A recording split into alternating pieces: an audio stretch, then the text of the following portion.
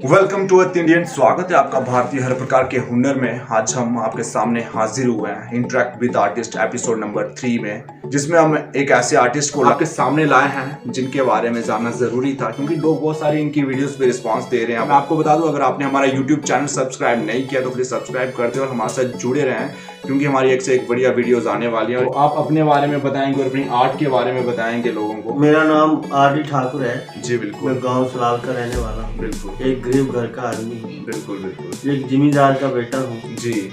Salal middle school में मैंने पढ़ा है। जी बिल्कुल। और 1977 में हमारे सलाल स्कूल में सभी टीचरों ने कंपटीशन कराया था। वहाँ पर मैं कबड्डी में फर्स्ट आया था। अच्छा। तो मुझे पहली दफ़ा वहाँ पर लोगों ने चंदा इकट्ठा करके 5 रुपये दिए। अच्छा। और 5 पेंसिलें मिली थी मुझे स्कूल की तरफ से। अच्छा। और 5 कापियाँ मिली थी और 5 रबड़ मिले थे। जी। तो मैं स्कूल से जब आया घर में बड़ा खुश था। तो मुझे पूछने लगे घर वाले माता पिता, आज तू बड़ा खुश है? मैंने बोला मैं आज फर्स्ट आया हूँ स्कूल में। मैंने वहाँ पर कोई प्रोग्राम किया है।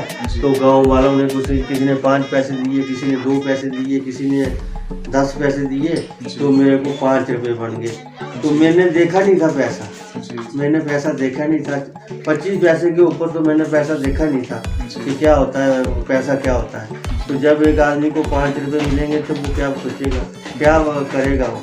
तो उसके बाद में जब गांव वालों ने देखा कि ये लड़का बहुत आगे जाने वाला है, तो बहुत हुनर है इसके पास, तो उन्होंने मास्टरों को बोला कि भाई आप ऐसे करो, स्कूल में एक कंपटीशन रखो तो जिसमें सभी बच्चे उसमें आएंगे और इन लड़कों को 2-3 जो लड़के हैं इनको पार्ट दे दो, आप अच्छे पार्ट दे दो तो ये काम करेंगे। उसके बाद में हम सलाल में रामलीला का प्रोग्राम शुरू करेंगे। तो जब वहाँ पर हरीश कुमार का ड्रामा हुआ। अच्छा। तो हरिश्चंद्र जी का ड्रामा हुआ, तो वहाँ पर मैंने काम किया। तो वहाँ भी मैं फर्स्ट आया, अपने पार्ट में, अपने हुनर में, अपनी स्किट में, कॉमेडी में। तो वहाँ पर भी लोगों ने तालियां बजाई और बड़ा मेरे साथ गले मिले, बोलने लगे जी आपने।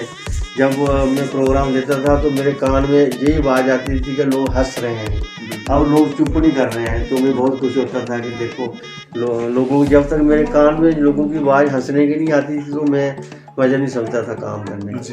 हमारा जहाँ प्रोजेक्ट था नज़दीक, जब मैं 12 साल का था तो मैं जहाँ से लकड़ी लेके जाता था वहाँ पर ध्यानगढ़ में, तो वहाँ पर 2.5 रुपये मुझे मिलते थे। जब 2.5 रुपये मिलते थे मुझे तो मैं लाता था, वो उसके किताबें वगैरह कापी वगैरह लेता था। हैं तो बाकी मैं नशा नुशा नहीं करता हूँ, कोई किसी किस्म का नशा नहीं मैं करता हूँ। और फिर मैं समाज की सेवा मैंने शुरू कर दी। मेरा शुरू से ही यही विचार होता था, मेरे पास पैसे बचें या ना बचें, पर किसी की लड़की की शादी हो, कोई बीमार हो, जम्मू हॉस्पिटल में जा रहा है, किसी के पास पैसे नहीं है, कुछ नहीं है, तो उसकी मैं मदद करता था। मेरे पास अगर पैसे बचे ना बचे और कोई मजबूर इंसान आता था तो मेरे पास 500 होता था तो मैं 500 दे देता था। अपनी स्कूलिंग के बारे में थोड़ा बता दीजिए, किस तरह से आपका स्कूल स्टार्ट हुआ? मेरे फादर जी बहुत गरीब आदमी थे, जिम्मेदार आदमी थे, वो मेरे लिए वर्दी नहीं बना सकते थे। अच्छा। तो मैं सिविल कपड़े में जाता था। जी बिल्कुल। और जब कोई बड़ा अफसर आता था, कोई डिस्ट्रिक्ट लेवल का, स्टेट लेवल का, कोई एमएलए या कोई जिसको टीओ बोलते हैं। अच्छा। तो वो बोलते थे कि आप भाई बाहर चले जाओ कहीं, तो जहाँ पर आप नहीं बैठना। अच्छा। तो मैं बाहर चला जाता था। जब वो अफसर लोग वापस चले जाते थे तो फिर मैं स्कूल में आता था। बिल्कुल। तो पैंट तो मैंने 18 साल की उम्र के बाद में ही मैंने लगाई। पहले निक्कर में ही जाते थे स्कूल। अच्छा। तो पैंट के लिए पैसे नहीं होते थे। तो फिर उसके बाद में जब ध्यानगढ़ जाने लगा, लकड़ियाँ बेचने लगा, तो उसके बाद में मैंने पैंट सिलाई फिर। अच्छा। काले रंग की पैंट सिलाई। तो मैं बड़ा खुश हो गया, मैंने बोला वाइट कमीज सिलाई। अच्छा। तो फिर उसी में मैं स्कूल भी जाता रहा फिर 18 साल के बाद में। अच्छा। स्कूल उसी में जाता रहा। फिर मैं ध्यानगढ़ में एक छोटी मोटी नौकरी में लग गया। स्कूलिंग के बाद आपकी स्टार्ट होगी नौकरी, है ना? एनएचपीसी में डेली बेस में 1976 में लगा। जी बिल्कुल। तो डेली बेस में काम किया 77, 78, 79, 80 तक। उसके बाद में जब परमानेंट हुआ तो मेरी सैलरी होगी 3,000। अच्छा। हाँ, मैंने गरीबी देखी थी जी। तो मैंने देखा कि भाई मैं गरीब घर का आदमी हूँ, तो मेरे पिताजी बहुत गरीब है। अगर मैं पैसे के पीछे पढ़ूंगा या पैसा कमाऊंगा तो मेरा जो घर है, मेरे भाई बहन है, मेरे माता पिताजी हैं, तो मेरा कर्म खोटा हो जाएगा। इसलिए मैंने सोचा कि अपने आप को आगे करने के लिए कोई अच्छा काम करूं समाज में, जैसे लोगों के तक मेरी आवाज़ जाए और लोग मुझे चाहें कि भाई जी अच्छा इंसान है। तो मैंने समाज सेवा शुरू की। जितनी तनख्वाह मिलनी मुझे, तो मैंने लड़कियों की शादियों में, वहाँ घर वाले, एक दफ़ा मेरे घर में राशन नहीं था, दिवाली थी, तो मैं कहीं जम्मू फंसा था कि किसी बीमार को लेके गया था। घर वालों के पास कोई उस दिन उन्होंने दिवाली में उन्होंने आलू, जमीन में आलू होते हैं ना, वो आलू निकाले और वो निकाल के सब्जी बनाई। रात को कोई दिया नहीं वाला, किसी ने कुछ नहीं किया। तो उन्होंने, जब मैं दूसरे दिन पहुंचा तो मुझे बहुत झाड़े मारे, बोल रहे हैं कि आप ये क्या सोचते हो घर वालों को, इतने साल के बाद दिवाली आती है, क्या आप घर में कुछ चावल वगैरह, राशन वगैरह नहीं छोड़ सकते थे? तो मैंने बोला गलती हो गई, दोबारा ऐसा नहीं होगा। मगर मैं हर समय ऐसे ही करता था उनके साथ। वो बेचारे परेशान हो जाते थे। कैसे हो सकता राशन हो, बहुत जिस दिन बड़ा दिन होगा कोई, उस दिन मेरे घर में राशन नहीं होता, तेल नहीं होता, तड़का नहीं होता। तो समाज सेवा करने के बाद में मैं जहाँ तक पहुँचा, मैंने बहुत कंपटीशन दिए। अच्छा। जम्मू में, उधमपुर में, रियासी में, मगर मेरी आवाज़ आगे नहीं निकली। अच्छा, नहीं निकली। तो फर्स्ट आने के बाद में मेरे वो कार्ड देते थे कि भाई नंबरी कार्ड देते थे, बोलते नहीं जी, क्योंकि मेरी कोई आगे बात करने वाला नहीं था। अच्छा। मैंने ये रामलीला का प्रोग्राम शेर सुंदुआ में, तरमत्था में, अरनास में, पनासा में, थनपाल में, और वहाँ पर भी मैं जब कमेटी देता था ना, तो दुनिया लोग हंसती थी, बोलती थी कि वो, जब मैं कहीं भी मिलता था गाड़ी में, वो बोलते हो गया, हो गया, हो गया, हो गया, हो गया, हो गया है। तो ऐसे लोगों की मुंह से आवाज निकलती थी। बोला यार मैं क्या बोल रहे हैं, गया गया गया, आया आया आया। उस समय जो मोबाइल वगैरह नहीं थे, जो मतलब कोई चैनल नहीं था, तो मेरी आवाज़ दबी रही। मेरी आवाज़ जो है आगे तक, मेरा हुनर आगे तक नहीं जा सका। जी, इनका बताने का मतलब है कि उस समय की बात है, उस समय यूट्यूब, फेसबुक वगैरह कुछ भी चीज़ें नहीं थी, ये सब चीज़। और इनका हुनर तो बहुत ज़्यादा था, लेकिन आगे नहीं बढ़ पाई ये उस समय के हिसाब से और आज के समय के हिसाब से। आपने स्टेट लेवल पे ही एक्ट दिया है इसका, या फिर इसके अलावा आउट ऑफ स्टेट भी आपने एक्ट दिए हैं इसके? मैंने ये जो कंपटीशन स्टेट में किए हैं, ट्रांसफर तो मेरी बाहर में मैंने नौकरी की है। अच्छा, नौकरी बाहर भी किया? मैंने सारा कल्चर जो है वो देख लिया है। मैं समाजी तौर पर भी काम करता हूँ। समाज की जितनी भी चीज़ें हैं वो मैं उनको कलेक्ट करता हूँ। किश्तवाड़ में भी गया, वहाँ पर मैंने देखा कि जहाँ पर शादियाँ कैसे होती हैं, जहाँ पर कैसा इनका कल्चर है, क्या खान पान है।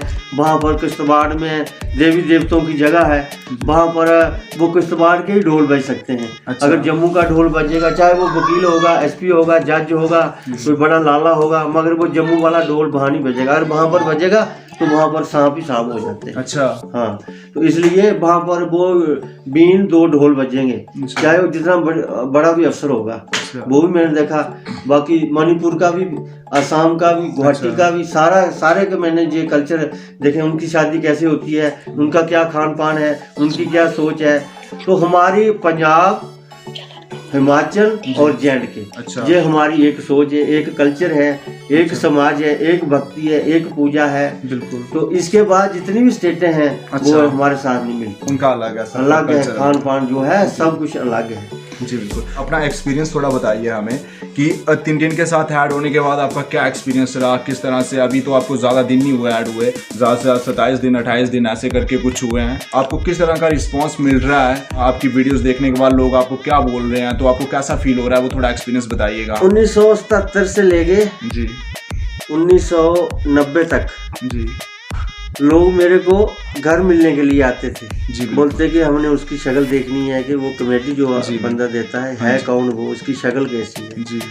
तो अब मैं 65 साल मेरी उम्र हो गई। बिल्कुल।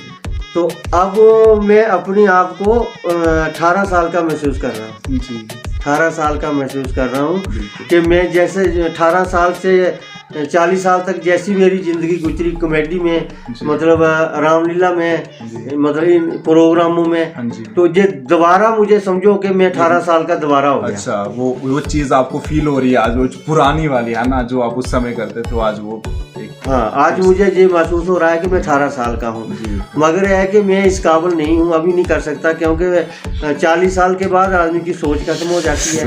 50 साल के बाद 60 साल के बाद आदमी का दिमाग जो है कम हो जाता है। बिल्कुल। हाँ, तो इसलिए मैं ये कर नहीं सकता हूँ। मैं जो लोगों का जो रिस्पांस आ रहा है ना, 40,000 20,000, मैं कमेटी देता हूँ तो वहाँ पर 40,000 लोग वहाँ पर जी वो मुझे से ज्यादा हो रहे हैं, 60,000 70,000 ऐसे करके आगे आगे बढ़ रहे हैं। तो मैं महसूस कर रहा हूँ कि इतने लोग मुझे व्यूज दे रहे हैं, बूढ़े आदमी को। हाँ।